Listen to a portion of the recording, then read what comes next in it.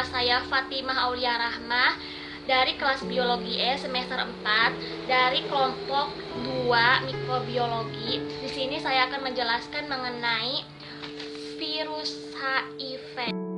Virus HIV atau Human Immunodeficiency Virus merupakan virus yang menyerang sel-sel darah putih dalam tubuh manusia yang menyebabkan turunnya sistem kekebalan tubuh dalam tubuh manusia.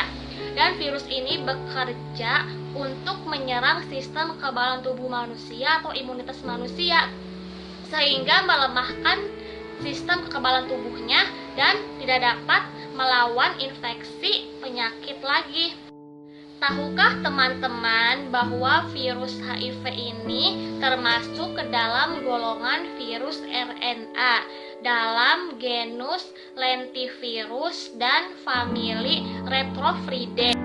Bentuk kapsid dari virus HIV ini adalah berupa bulatan atau dalam istilahnya adalah spherical. Tahukah teman-teman jika virus HIV itu hanya dapat bertahan hidup di dalam cairan tubuh manusia saja?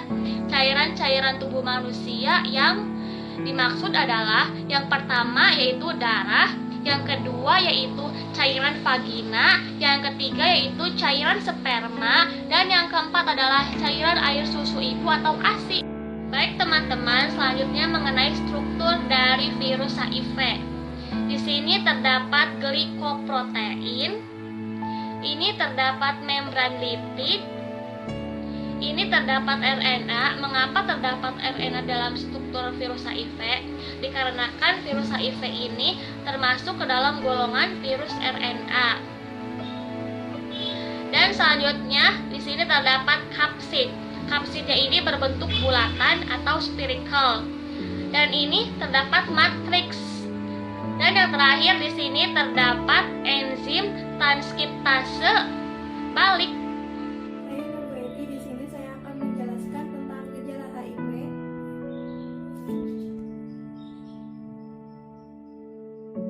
dan cara penularannya.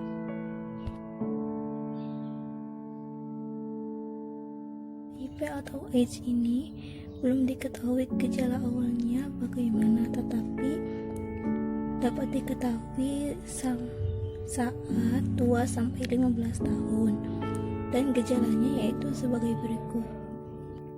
Gejala HIV. Gejala yang pertama yaitu demam. Gejala yang kedua yaitu sakit kepala. Gejala yang ketiga yaitu kelelahan. Gejala HIV yang keempat yaitu BB menurun. Gejala yang kelima yaitu nyeri otot. Gejala yang kelima yaitu pembengkakan kelenjar getah gening di tenggorokan, ketiak, atau pangkal paha. Ini adalah gejala-gejala HIV.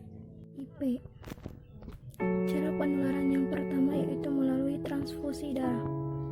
Transfusi darah di sini disebutkan melalui jarum suntik yang tidak steril. Penularan yang kedua yaitu hubungan seks. Hubungan seks di sini yaitu dimaksudkan jika salah satu, misal si perempuan itu positif HIV dan laki-lakinya itu negatif, maka keduanya itu akan menghasilkan positif HIV. Jadi si laki-laki itu yang tadinya negatif setelah berhubungan dengan perempuan yang positif HIV akan tertularkan, dan laki-laki itu akan positif HIV. Cara penularan yang ketiga yaitu ibu dan janin. Ibu dan janin di sini itu dimaksudkan jika ibunya itu sedang mengandung dan ibunya itu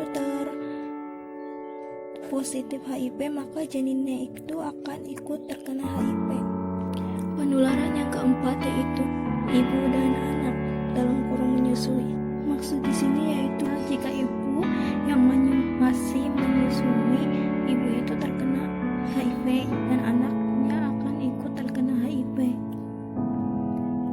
Cara penularan yang terakhir yaitu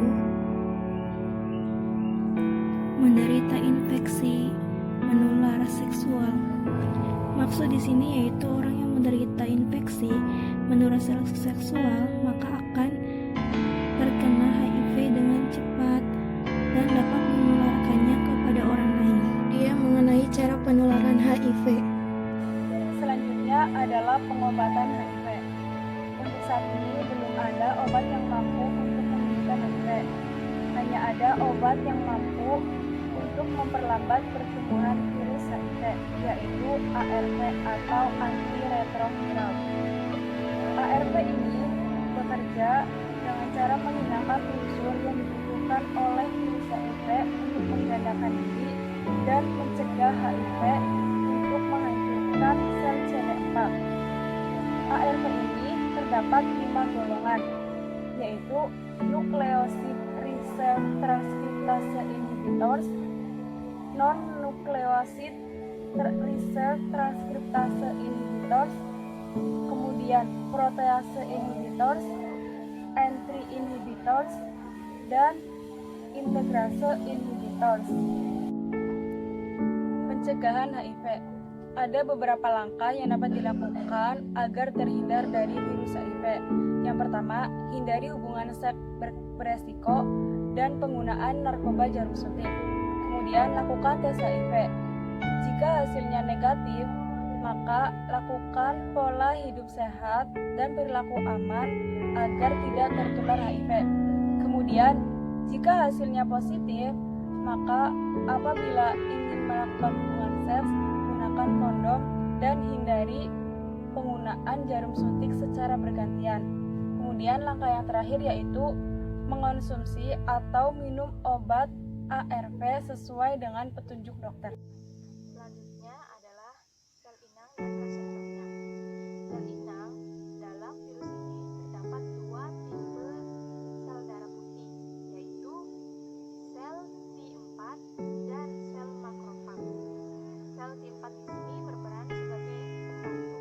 Kemudian sel makrofag adalah sel pada jaringan yang berasal dari sel darah putih yang disebut monosit.